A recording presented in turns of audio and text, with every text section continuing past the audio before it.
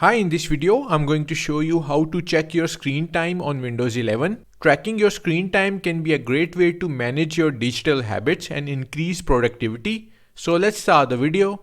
To check screen time on laptop using Windows 11, click on the Start menu icon and then click on Settings. Select System tab on the left panel.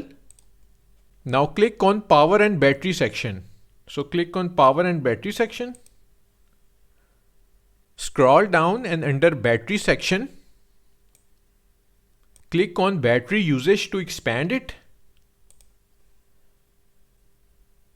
Below this battery level graph, you can see screen on time. So these are the details. So this is the screen on time. It's 23 minutes. You can change the time interval. By default, 24 hours is selected. So if we select last 7 days, so that's how to check your screen time on Windows 11. Thanks for watching and don't forget to hit the like button and do subscribe to my channel for more Windows 11 guides.